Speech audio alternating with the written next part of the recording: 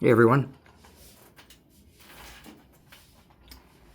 So, a lot of you must be wondering why a retired person like myself with meager to moderate means would become such a fervent and passionate supporter of Ukraine and its fight for freedom.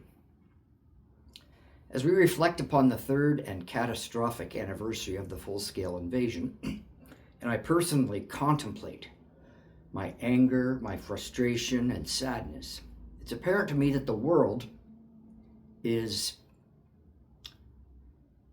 sleepwalking towards disaster. And just as a disclaimer, to be clear and transparent, I'm not a YouTuber, except for a few garden videos and a couple of presentations about Ukraine. I'm not a Ukrainian national. I'm not of Ukrainian descent. I'm an ordinary Canadian. I do not work for the Canadian government, the Ukrainian government, any national intelligence agency, any military agency or paramilitary outfit. The views that I express are those of myself based upon the facts as we know them, an assessment by numerous professional experts in the field of diplomacy, military history, and geopolitics. I am guided by those who review independent, trustworthy sources, and this doesn't include Fox News or the Russian Federation Ministry of Defense, hereto as referred to as orcs. Those who have valid military history and geopolitical expertise, and those who try to remind us every day of the suffering of the Ukrainian people are who I trust. Those who remind us daily that the Russian Federation is a terrorist state in collusion with Iran, North Korea, and China. So trusted humans include, but are not limited to, Dr. Timothy Snyder from Yale University, General Ben Hodges, General Wesley Clark, General Philip Breedlove, Ann Applebaum from The Atlantic, Jonathan M.S. Pierce on YouTube from the UK, Kaylin Robertson from YouTube based in Kyiv, Minister Radek Sikorski, the government of Poland, Greg Terry, Rick the Ukrainian, Ambassador John Bolton, and Yuval Noah Harari, just to name a few.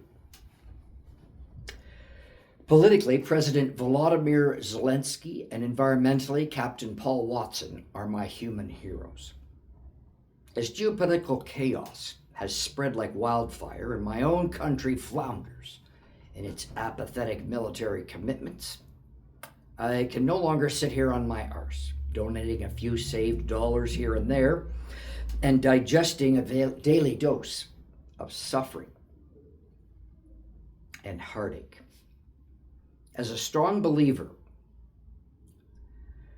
that a military defeat is the only thing the orcs will understand, my efforts will be focused in that domain. There are innumerable charities and needs across Ukraine, and each of us has the freedom to decide where to give whatever resources we might have. In the coming weeks, I hope to join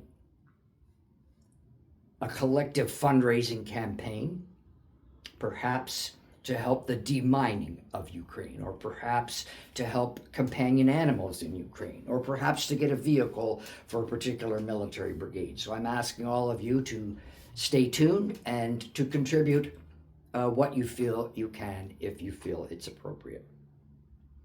I'm going to be trying to raise a significant amount of funds to make it count and to match dollar for dollar up to a certain amount that you give. So, my fervent and passionate support for Ukraine and its people, and for the inherent, defensible, credible, and compelling reasons for doing so, means that turning words into actions is more appropriate. Thank you.